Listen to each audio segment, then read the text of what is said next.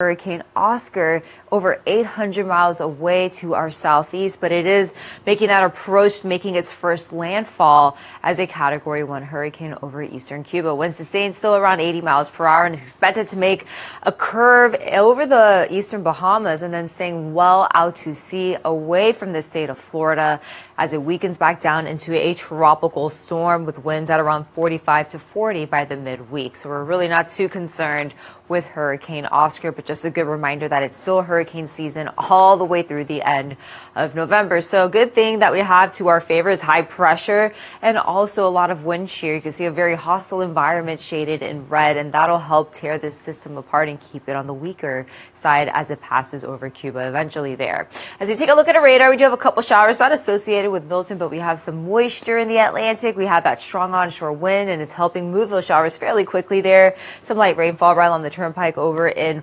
portions of Indian River County, Okeechobee County seeing some light rainfall. Good thing we're not looking at thunderstorm activity, just a few quick passing showers. And this is going to be the story over the next few hours. So if you have plans to still run some errands, do some groceries before you get ready for the work week, keep your umbrella around. We have a good downpour heading towards West Palm to Palm Beach first, of course, and then eventually over land near the airport there in Wellington, seeing a good downpour to your east. Winds still very strong coming in there, 40 or 25 miles per hour rather over in Port St. Lucie. We have 32-mile-per-hour wind gusts over in Boca Raton.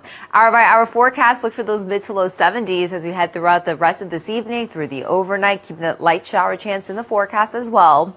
When I come back, I'll let you know if we're expecting more of the same as we start off the brand new work week. Jade, 75 degrees, winds coming in there, 17 miles per hour. So definitely some rain cooled air in the moment.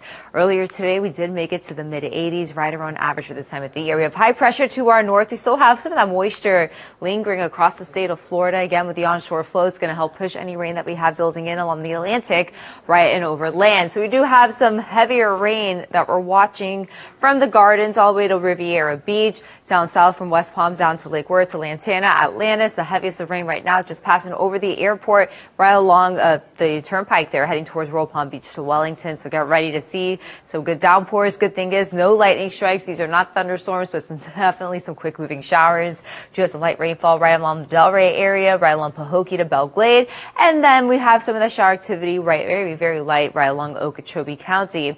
Temperatures remain in the 70s over the next several hours. And then we are looking at some hit or miss showers between now through 11 p.m.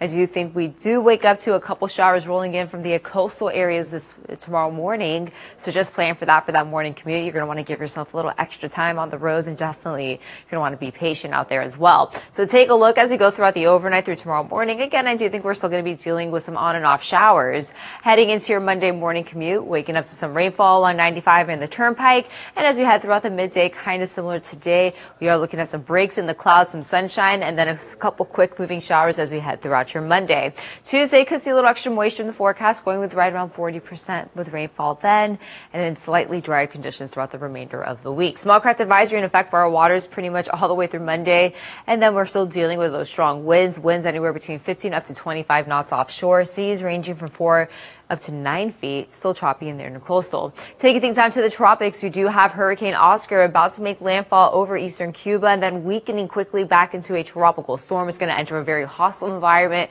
right along the Florida Straits, right along the Bahamas there, which will help keep it weak. And also we have high pressure over Florida, which will help steer this as well away from the Florida area and away from the continental United States. But just a good reminder that we are still well within the hurricane season. Temperatures rain cooled across the Palm Beaches in the mid 70s. Areas where it's a little drier, you're still sitting in the low 80s. Port St. Lucie, upper 70s for Friends and Sebastian, Vero Beach at 79, and Belle Glade 77. So tonight, a little cooler for our friends in Okeechobee County, waking up looking for those low 70s along the Treasure Coast, mid 70s across the Palm Beaches, and then still a little bit on the breezy side to start you off on your Monday with some hit or miss showers. So that pattern does continue for at least another day or so. So all that tropical moisture does stay away. We're just dealing with some low level moisture here across the state of Florida.